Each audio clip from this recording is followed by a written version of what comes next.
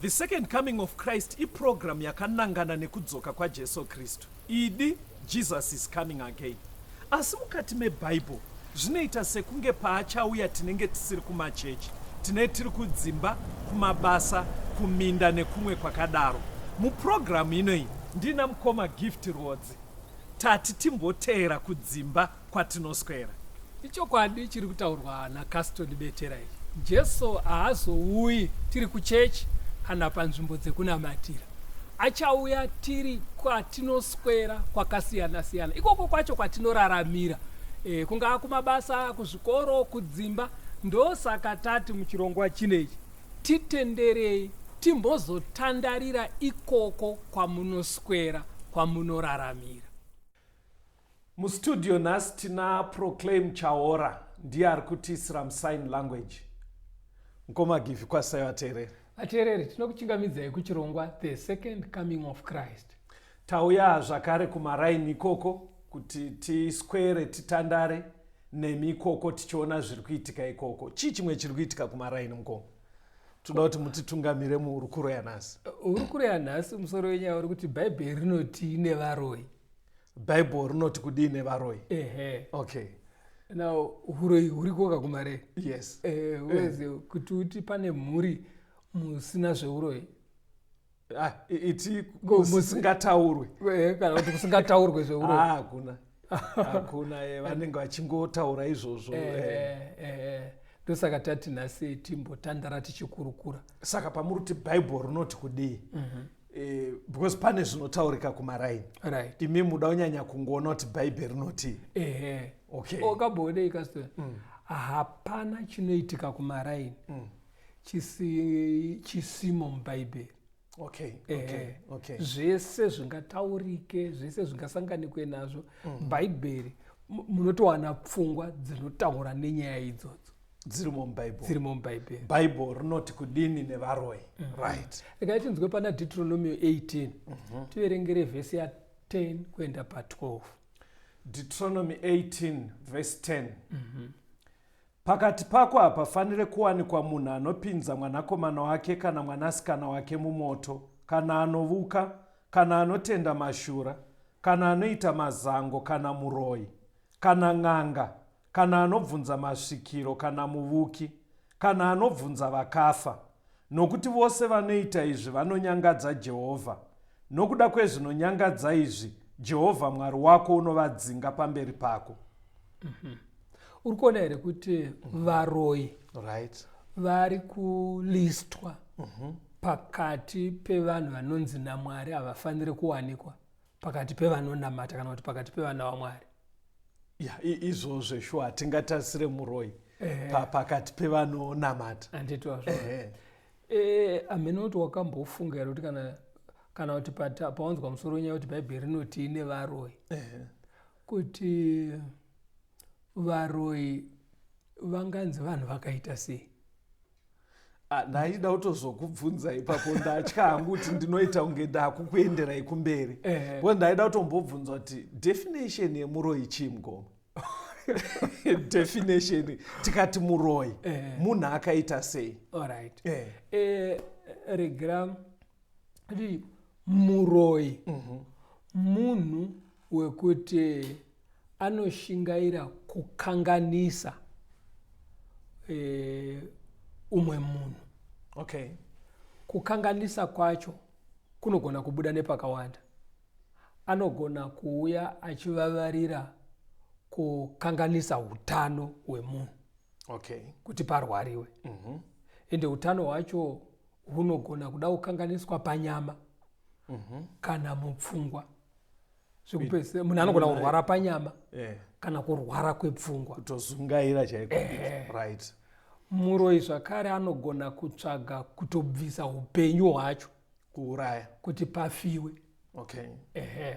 Muroi zvakare anogona kukanganisa pafuma. Okay.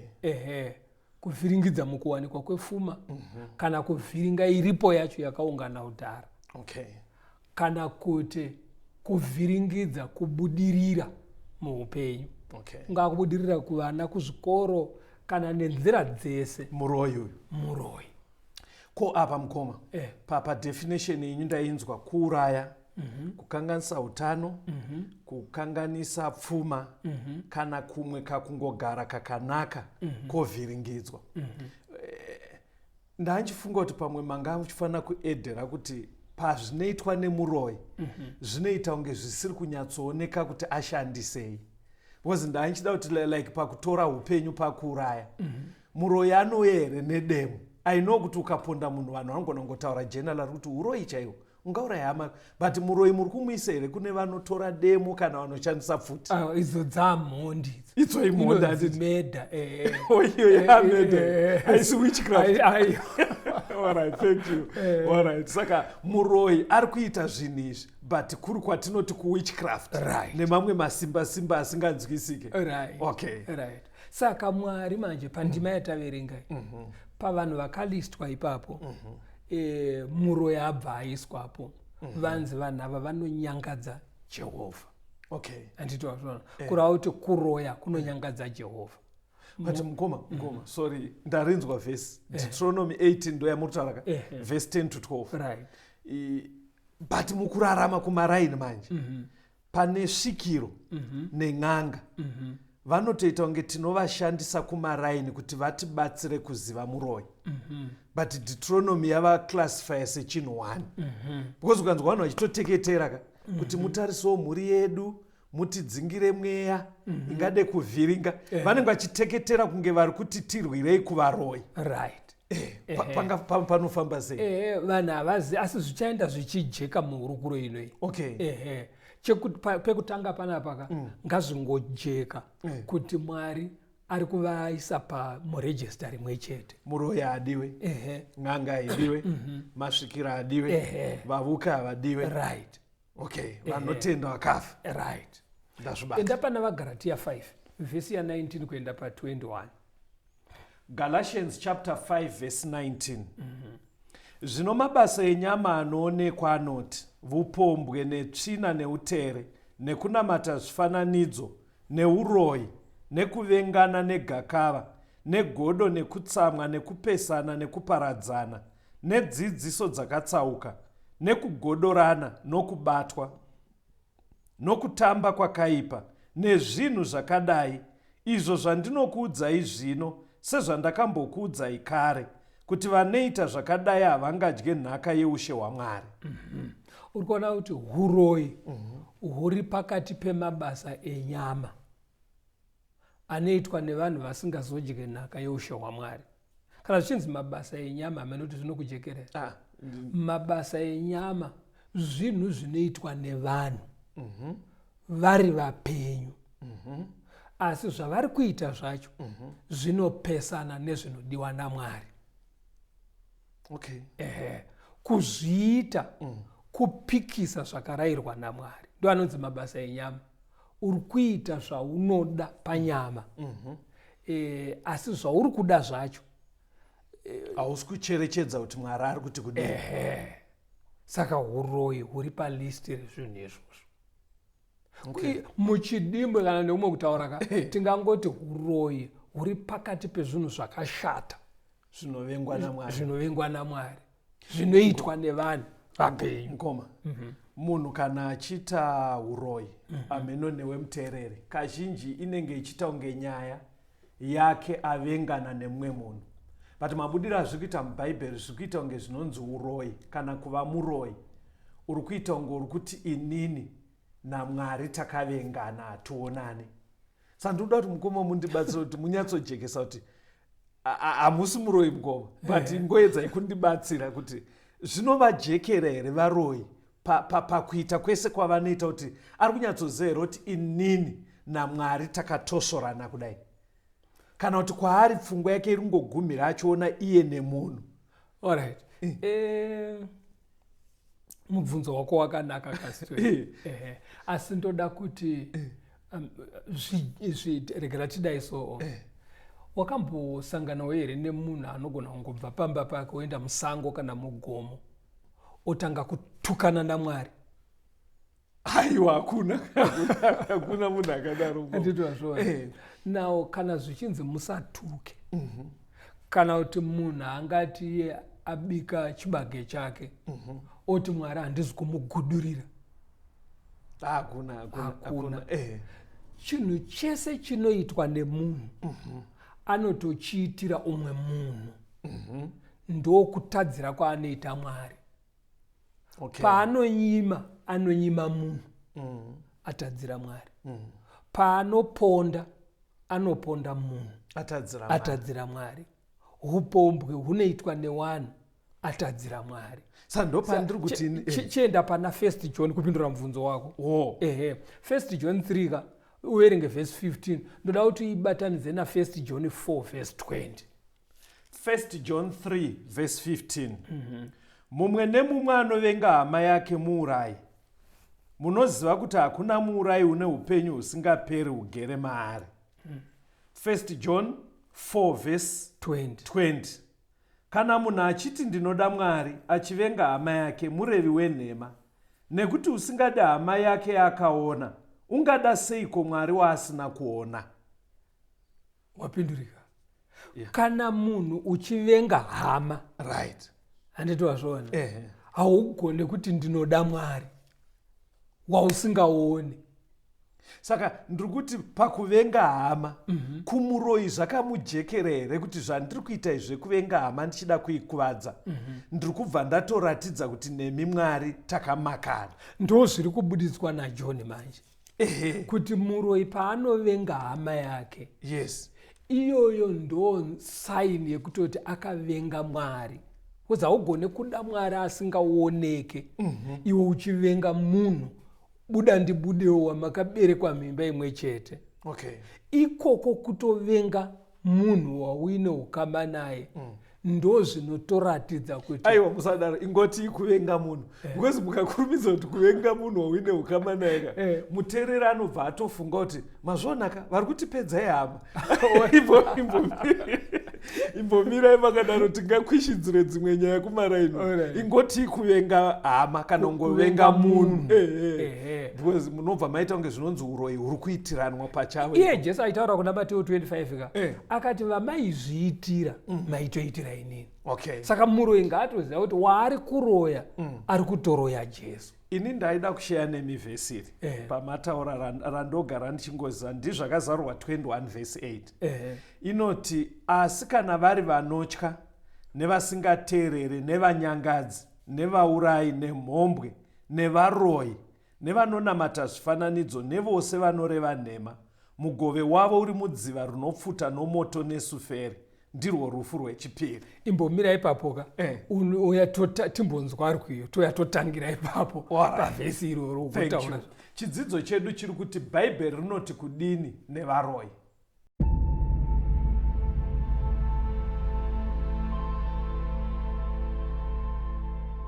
Tanzwa kwenda kisiso Jesu aponesa hiroso koraura Jesu aponesa siwisa nyitatese kumiri yopenyanza tenzi anotituma Jesu aponesa tumira nyipanyanza Jesu aponesa uzanyi wanyangazi Jesu aponesa imani wachitsuwa kana vari panyanza pasiri chazorinza Jesu aponesa imani mudambudzo Jesu aponesa ngerupenyu nerufu Jesu aponesa imani nekufawa moyo unonamudza imbira nipanguwa Jesu aponesa ipahizi pamweya Jesu aponesa kuti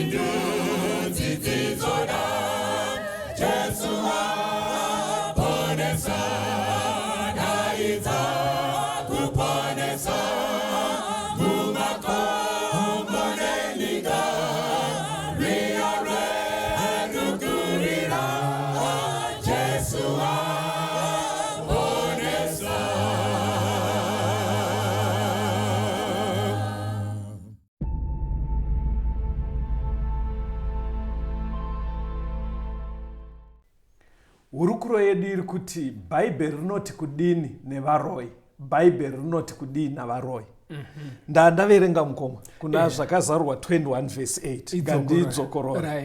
Zvakazarurwa 21 verse 8. Asi kana vari vanotya nevasingatendi nevanyangadzi nevaurayi nemhombwe nevaroi nevanonamata zvifananidzo navose vanoreva nhema, mugove wavo uri mudziva remoto unopfuta nesufere. Ndopandanga ndati magumo ari kutaurwa.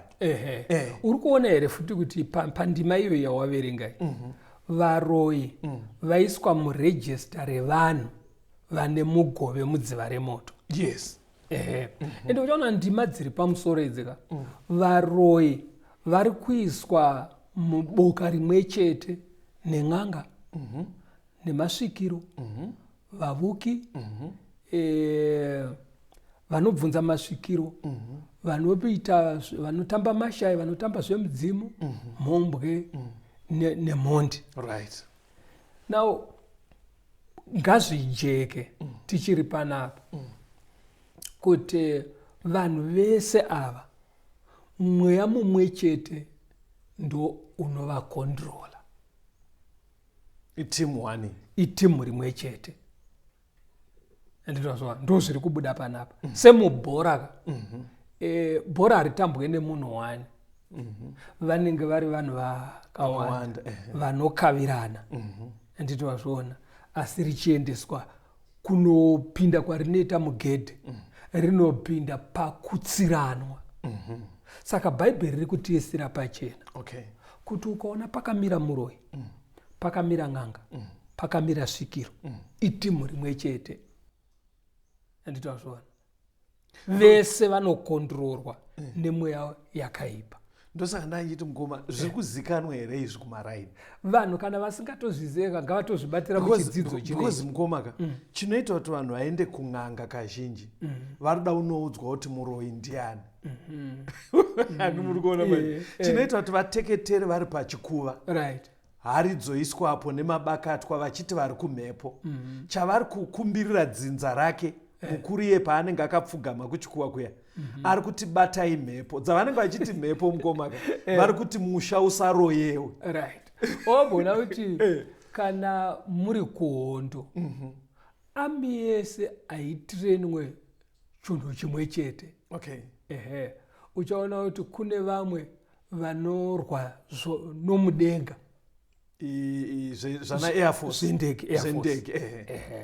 Kune vamwe futi vanooperata heavy artillery iya yekudhuzuza pfuti nemotikari iya nekuti bara racho rikabuda muzimota iroro rinenge ine chihondo chihombe kudai chinorova building rese matauriro amuri kuita ekungoti heavy artillery andautarisa kuti mufundisi mungaite vocabulary iroro muri kuita kunge makararama imwe pisi yeupenyu hwenyika musekendi chimurenga dzoka munyaya kasitoni dzoka munyaya kuwezi kungoti heavy artillery language yokuna mufundisi alright heavy artillery zvematengi nechi saka iri ami imwe chete.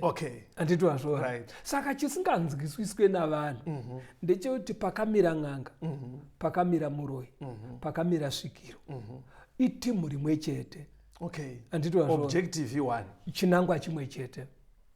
Saka unoona kuti bhora rikarohwa nevedefense ndo vanenge vari kumashure rikakandwa pane uyu wepakati vanowanzoti CB anenge achilinka anolinka rinozoiswa kuna striker kuti agohwese. Saka ukavhiringidzwa nemuroi anditi wazviona ndisatani ari kukuvhiringa but zvaanoita manjeka bhora rinokavirwa anokukavira kun'anga. Uenda kunganga. Anditi wazviona. Saka iwe unenge uchiti taenda kunganga pamwe zvinoramba kubata maenda kusvikiro maenda kumuvuki vanhu vese ava inyaya imwe chete. Enda pana mabasa 13 unzwe mabasa 13 ndoda kuti uverenge vhesi ya6 vhesi ya9 na10. Mabasa 13 vhesi ya6 vakati vagura chiwi chose kusvikira paPafos, vakawana imwe n'anga waiva muprofita wenhema muJudha, zita rake rainzi Bhaari Jesu. Asi Sauro ndiye Paurowo, azere nemweya mutsvene, akamutarisisa akati, iwe uzere nekunyengera kwose nemana akaipa ose, mwanakomana waDhiabhurosi, muvengi wekururama kwose, haurege here kutsausa nzira dzakarurama dzaShe. Now panapa ndoda kuti unyatsocherechedza mataurirwo aitwa Bhaari Jesu.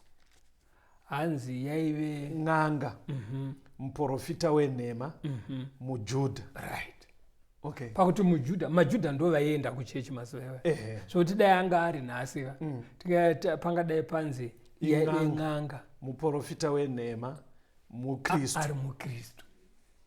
Kureva kuti n'anga kana yakuda kumboita zvechechi hainzi n'anga kunzi asekuru ari muchechi, anosvikonzi profeti. Andiri Alright. Saka vanhu vanoda kuti vachenjedzwe. Munoziva kuti pandaichiseka pfungwa dzangu dzamhanya kumaraini. Okay. Because iye zvinoizvika unogona kutoona vanhu vachiita chechi vachiti tiri maKristu handiti. Ari kutungamirira wachoka ukatarisa paari kushandira hapana kusiyana nepanoshandira n'anga.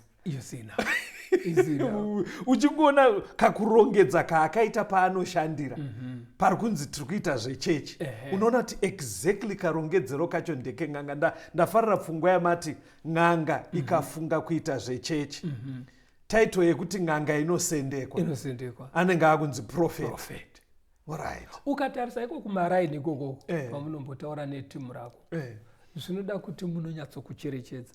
Wakamboona here kuti kana munhu asati akunamata, asati akuenda kuchechi, ari n'anga, aine shave kana rekuvhima kana rimwe shave, chero rehuro iracho, musi waanoti ndakuenda kuchechi, vanowanzokutsvaga chechi dzemweya. Vanhu vakadai ava. Paanonopinda sorry. Dziri kunzi chechi dzemweya namufundisi munodziziva vateereri. Ndo pfungwa iri kubuda famba yenyu. Because ndikuitira kuti mwangazoti ndedzipi dziri kurehwa munodziziva. Right. Paanongonoti digi muchechi, mweya uya unosvikochinjwa, obva aita profeti, otanga kushandira vanhu. Ndizvozvo chaizvo. Saka ende akaneta pakunamata akuda kusiya zvechechi, anodzokera futi kushave rake riya, unoita futi n'anga ari ikoko. Anditwasvona. Saka pahuroi munhu pakanga paita muroi ari because tamuclassifya kuti itimu 1 nen'anga. Ndosaka wanzwa kuna Deuteronomy achinzi kana muvuki. Anditi mazvona. Right. Zvazvechechi zvane kufembera nekushopera nekuona. Anditi mazvona. Toda kuti uone chimwe chinhu chinondobudira pana mabasa 8. Kwamati kuona kuita zemgongo. Kwamati kuona kuita ze. Ndokufembera. Alright. Ndokushopera. Alright, it's okay. Matiziya zvekuti munhu anogona kuti ndakuonerai. Kuti masangana soka. Anokutaurira zvekubackground yako zvekowabva. Apa zvatokomoni kamazuva ano. Ukamboona mambozangana nemunhu anokudara here? Aiwa, iwe unosangana nawo kupi? Unozvazvoitika mungoma. Unogona kutoti uri mudhorobha ka. Unonzi sorry mukuru. Ndingangodaro ndiri kukudisturba kwamuri kuenda but ndine tsanangudzo dzenyu. Alright. Ndaratidzwa mukuru. Unopiwa tsana ngatisiyane nazvo. Inda pana mabasa 8 ka. Toda kuti uverenge vhesi ya 9 na 10, uverenga vhesi 18 na 19. Pane chimwe chinhu chandoda kuti uone chinoitwa futi nevanhu ivava. Mabasa avapostori chapter 8 verse 9. Zvino kwakanga kuno mumwe murume wainzi Simoni, waive n'anga kare paguta iro, waishamisa vanhu veSamaria achizviita munhu mukuru. Vose vaduku nevakuru vakamuteerera vachiti, uyu munhu isimba guru raMwari. Verse 18. Zvino Simoni wakati achiona kuti mweya mutsvene wapiwa nokuiswa kwamaoko avapostora, akauya kwavari nemari achiti, ndipeiwo neni simba iri, kuti wandinenge ndichiisa maoko pamusoro pake apiwe mweya mutsvene. Uri kuona zvinoita kun'anga kuvavuki varoi ndozvakada kuitwa nemuchinda yaive ng'anga but pakasvika vana Philip ndobva ati ava vanhu avakava iyi nyaya dzofanira kuteedzerwa idzi mweya waMwari ndobva wamuita kuti atendeuke but auya kuchechi anga asati anyatsodambura tambo dzekwaakabva dzeung'anga saka aona ava vanamatira vanhu vaisa maoko pamusoro mweya wabva wauya ndobva arangarira zvavanozoita kwavo ndobva abudisa mari kupa kuna Pita zvikanzi ndipeiwo simba iro riri kuti ndigoitawo izvozvo why pfungwa iri kubuda panapa ndeyekuti vavuki vamunonzwa vamwe vachinzi ana profeti vaiva kunotofambwa nzendo kuenda kunotenga simba handiti wazviona saka uroi futi hunogona kutotengwa exactly saka kwavanonobhadhara mari kuya anenge ari muagende wasatani futi iye anongotora mari iyi odya ovashandira saka ivo havasi kuziva kuti tanoshandirwa netimu imwe chete nesu. Saka mukoma pataverenga zvakazarwa 21 verse 8 kana muchirikeuka yatanga yati nevanotya vanotya ndakuona reason yavaisirwa same nevaroi right because munoziva kuti munhu kana achitya mukoma ari likely kubva atoitawo muroi munoziva sei ndadaro why wadaro because kana ndichitya kuti pano arida kudya vana vangu pana arida kuvhiringidza murume wangu kubasa zvazvichaita ndichafamba alright pandiri kunofamba ndichanoburitsa mari ndichifunga kuti ndiri kupiwa dziriro but in so doing ndiri kutotengawo uroi futi nekuti uroi hunorwisana ka because ndine ndaita shungu yekuti asi chavanondirwisa chii ndoda zvidzokere kwazvakabva saka watowo muroi unobva waita futi muroi saka vateererika kuenda kung'anga unonoitwa muroi kuenda kuna ana profeti unonoitwa muroi saka kana wafunga kusiya uroi nanga kuna Jesu. Nyaya haina kupera imukoma chidzidzo chiri kuti icho bhaibheri rinoti kudii neuroi saka nguva dzedu dzakwana mukoma mutigadzire tigozosimurura pachidzidzo icho chichienderere mberi. Phone number dzandakukupai ndedzekuti muise message paWhatsApp tikupei malink ekuti mupinde mumawhatsapp groups muwane zvimwe zvidzidzo dzinoti 0717 091 615 0717 091 615 kana kuti 0775 909095 0775 909095. God bless you.